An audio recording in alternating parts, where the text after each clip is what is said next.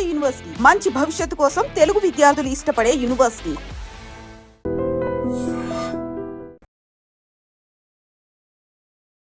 మీరు యూజువల్గా తరుణ్ భాస్కర్ గారి మదర్గా, గీతా భాస్కర్గా కొంతమంది వరకు తెలుసు. కాకపోతే స్కూల్స్ విషయానికి వచ్చేటప్పటికి అండ్ ఎడ్యుకేషన్ సిస్టమ్ విషయానికి వచ్చేటప్పటికి you are doing something beyond the limits అనేది కూడా మాకు అర్థమవుతుంది. ఫస్ట్ స్టార్ట్ విత్ అనే మూవీస్. ఓకేనా, తరుణ్ భాస్కర్ గారు డైరెక్టర్ అవ్వాలని అనుకున్నప్పుడు సో మిమ్మల్ని అంటే యాజ్ అ యాక్ట్రెస్గా యూజువల్గా ఒక మదర్ రోల్గా పెట్టడానికి సో అన్నప్పుడు వాట్స్ యువర్ రియాక్షన్? అంటే ఫస్ట్ థింగ్ నాకేందని అంటే నో అనలేకపోతే ఆ టైంలో, ఎందుకంటే అది 48 hour ఫిల్మ్, అది మీకు తెలుసు, అనుకోకుండా అన్నది 48 hour ఫిల్మ్ కాంపిటీషన్ అది. అయితే వాడు తిప్పలు పడి ఒక్కొక్క క్యారెక్టర్ని ఎతుకుతున్నాడు అనమాట. అప్పుడు ఇమీడియట్గా అది వచ్చిన జానరే వాడికి రొమాన్స్ అని. సో వాడు ఏదో ఎడ్యుకేషన్ గురించి చాలా వరకు రాసేది చేసేదన్నమాట. సో వాడికి ఆల్రెడీ అటువంటి స్టోరీస్ ఉండే, నాకు తెలుసు వాడి స్టోరీస్ది. అయితే సడన్గా రొమాన్స్ వచ్చింది అనే వరకు రూమ్లో పోయి లాక్ వేసుకొని స్టార్టెడ్ రైటింగ్ ద స్క్రిప్ట్ అనమాట. అది దాంట్లో ఒక కండిషన్ ఏంటంటే కొత్తగా ఉండాలి, అందరూ న్యూ ఫేసెస్ ఉండాలి అని. సో అప్పుడు వాడు మన రీతు ఉండే అనమాట, రీతుని లీడ్గా తీసుకున్నాడు. మదర్ క్యారెక్టర్ కావాలని అంటే ఆలోచించినాడు. తర్వాత వచ్చి దెన్ అమ్మ నువ్వే చేసేసి రా ఇట్లా గిన్నె నాకు రాదురా, ఏందిరా, నన్ను లే నువ్వు ఇట్లనే నువ్వు గిన్నెలు తోమినట్టే చెయ్యి, నేను తీసేస్తాను, నేను you don't have to worry అని అన్నాడు. అట్లా తీసుకున్నాడు అనమాట. Okay, so it wasn't planned or prepared at all. అంటే నేను యాక్టింగ్ చేస్తాను, నన్ను తీసుకుంటాడని అనుకోలేదు. అంటే కానీ అన్ఎక్స్పెక్టెడ్గా మీ జర్నీ అనేది కూడా ఫిల్మ్ ఇండస్ట్రీలో మొదలైపోయింది, స్టార్ట్ అయింది. ఓకే, కానీ ఆ తర్వాత కూడా కొన్ని రోల్స్ అనేది కూడా మీరు చేస్తూ వెళ్ళడం కానీ చాలా బాగా అనిపించింది. అంటే సేమ్ టిపికల్ రోల్సే ఉంటాయి.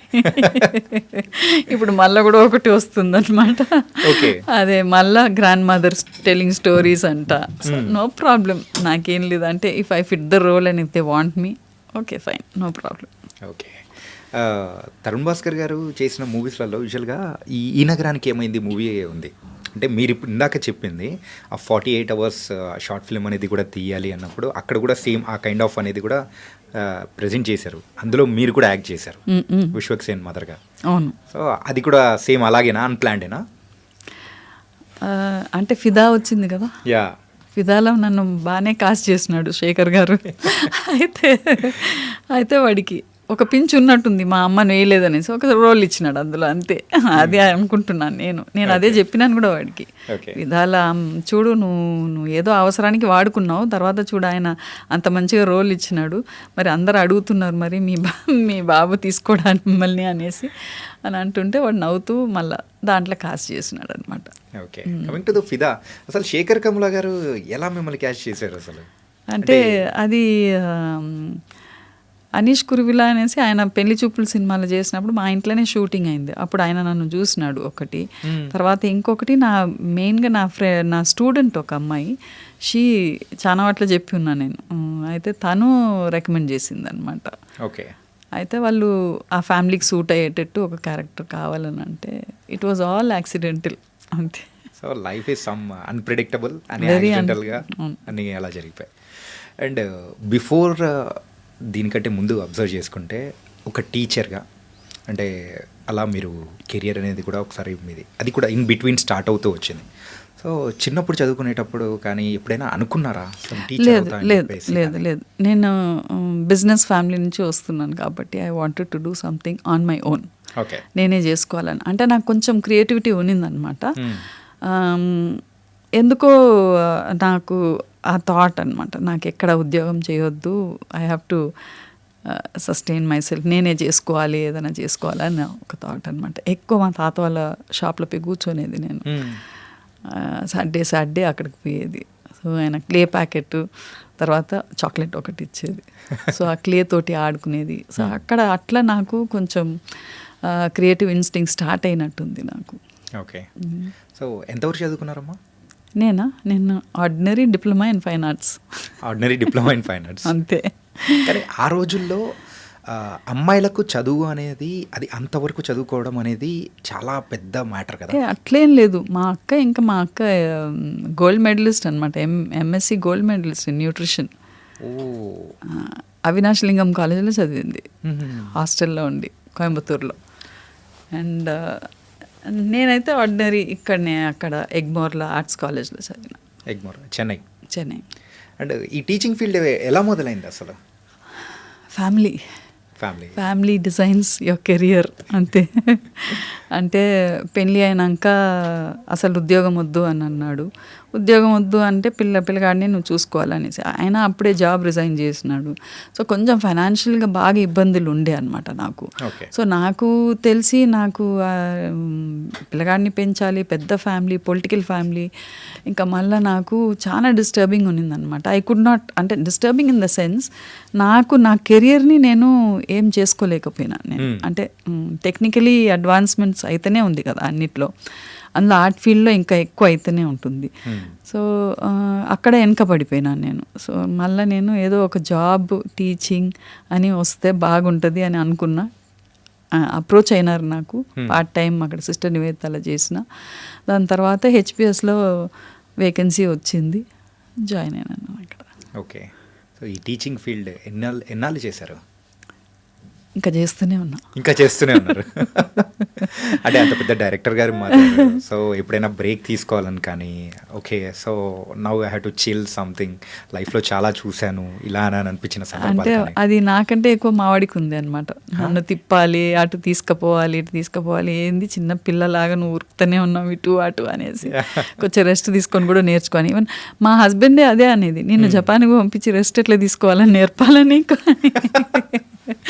అంటే కొంచెం సేపు కూర్చోన్నా, కొంచెం సేపు పండుకున్నా, అదేందో మరి పాడుగాను నాకు అలవాటు, ఏదో నాకు ఒక గిల్ట్ ఫీలింగ్ ఉంటుంది అనమాట. ఏదో ఈ టైమింగ్ అంటే ఇట్లా ఒక్కొక్కసారి yes this is my time, నేను రిలాక్స్ కావాలి, నేను బయటికి వెళ్ళాలి, ఇట్లా పోవాలి అట్లా పోవాలని అనుకుంటా. కానీ మోస్ట్ ఆఫ్ ద టైం ఏదో ఒకటి నాకు చేయాలి, యూస్ఫుల్గా చేయాలి అనేసి. అది ఎండ్ ఆఫ్ ద డే ఇవాళ ఏమేమి చేసినానని అనుకునేది. అంటే ప్రాబబ్లీ నాకు ఆ స్కూలింగ్ నుంచి వచ్చినట్టుంది. మాకు మారల్ సైన్స్ ఉండేది, ఇప్పుడు మారల్ సైన్సే లేదు.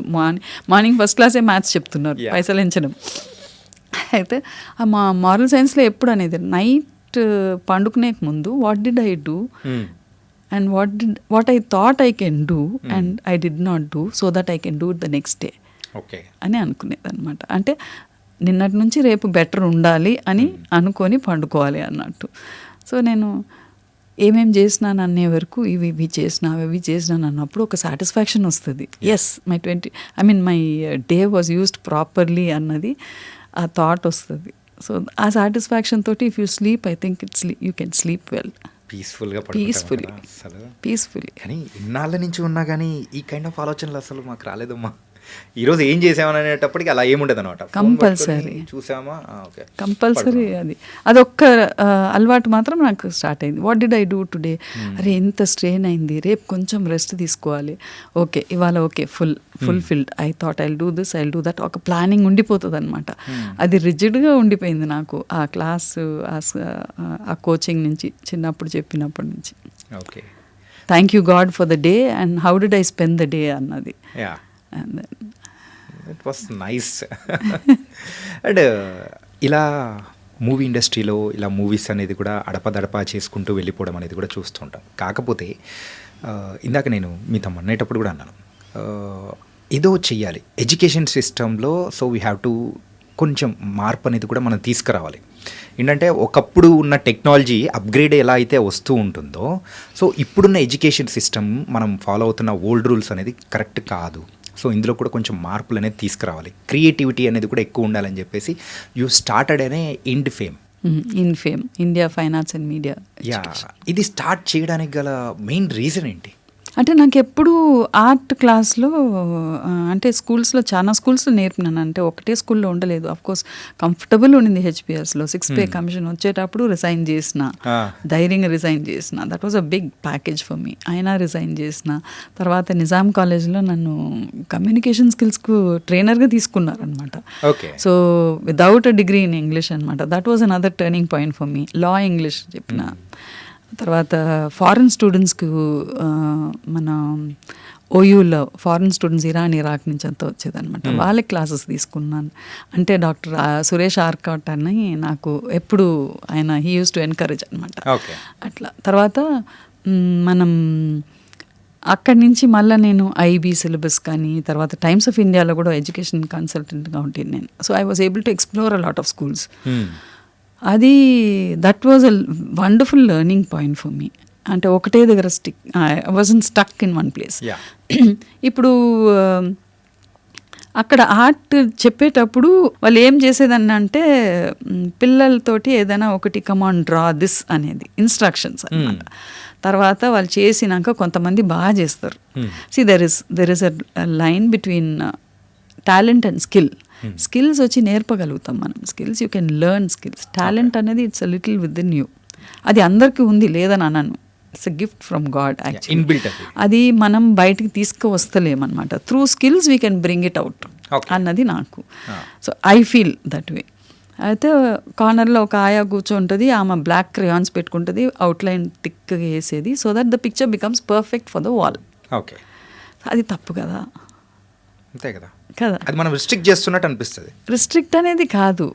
ఇప్పుడు మీరు చేసిన దాంట్లో నేను పోయి మళ్ళీ ఇంకొకటి కరెక్షన్ చేస్తే ఎట్లా ఉంటుంది? It won't, I mean looks good, అది కాదు, అది ఇంటర్ఫియర్ అయినట్టే కదా. అంటే మేబీ ఈ థాట్ మా తాత దగ్గర నుంచి వచ్చినట్టుంది. ఎప్పుడు ఆయన పూజ బాగా చేసేది, దేవుని పూజ, పువ్వులు విపరీతంగా పువ్వులు ఉండాలి అని పెట్టి చేసేదన్నమాట. పెద్ద పూజ రూమ్ అనమాట. ఆయన కొన్ని రోజులు తిరుపతిలో కూడా ఉండేది, ఒక మఠంలో చూసుకునేది ఆయన. ఎక్కడ ఉన్నా కానీ he had a wonderful you know, పొద్దున్న 3:30కి అంతా లేచి స్నానం చేసుకొని, పువ్వులు లేకపోతే కోపం వచ్చేది, we had to keep it ready for him అనమాట. నేను ఆయనకు హెల్ప్ చేసేది అట్లా. తర్వాత తుడిచి చేసినప్పుడు బొట్టు పెడితే ఒకసారి నన్ను పిలిచినాడు. పిలిచి, నువ్వు ఆర్ట్ వేస్తావు కదా, ఆర్ట్ వేసినాక ఎవరైనా వచ్చి దాన్ని ముట్టుకుంటే నువ్వు ఇష్టపడతావా? లేదు తాత అన్నాను. అయితే మరి ఆల్రెడీ నీకు అక్కడ విగ్రహము, ఆ ఫోటో ఉంది, అన్నీ ఉంది దాంట్లో, నువ్వు మళ్ళీ దాని మీదకి వెళ్ళి నువ్వు బొట్టు పెడితే మరకనే అవుతుంది కదా. అది పువ్వులు పెట్టు, ఎన్ని పువ్వులైనా పెట్టి నువ్వు అలంకారం చేసుకో. కానీ నాకు అనిపించింది అట్లా. వాట్ డూ యూ ఫీల్ అని నన్ను అడిగినాడు ఆయన. అంటే ఫోర్స్ చేయకపోయేది ఆయన కూడా. కరెక్టే అనిపించింది నాకు. సో అట్లా అలవాటు అయిపోయింది అనమాట. ఒకరు చేసిన వర్క్ని మళ్ళీ పోయి మనం దాన్ని కరెక్ట్ చేసినామని అంటే అది వాళ్ళ వర్క్ కాదు. అది ఇట్ డజంట్, ఐ మీన్ వేరే వాళ్ళ వర్క్ అవుతుంది. అందులో ఆర్ట్ టీచర్ వచ్చి మేము చేసిన వర్క్ని ఎంత ఒక్క స్ట్రోక్ ఇస్తే కూడా అది మారిపోతుంది, దానిది డిఫరెంట్ ఉంటుంది అనమాట. సో నాకు అది పిల్లల వర్క్ లాగా ఉండాలి. ఎందుకంటే ఈ ఒక్క సబ్జెక్ట్లోనే కరెక్షన్స్ లేదు, మార్కులు లేవు. సో అక్కడ వాళ్ళకి కొంచెం ఫ్రీడమ్ ఇచ్చి వాళ్ళ ఎక్స్ప్రెషన్స్ని ఎట్లా చేస్తారో చెయ్యని, వాళ్ళంతా వాళ్ళే నేర్చుకొని, చూసి నేర్చుకొని అనేది నాకు అనమాట. ఓకే.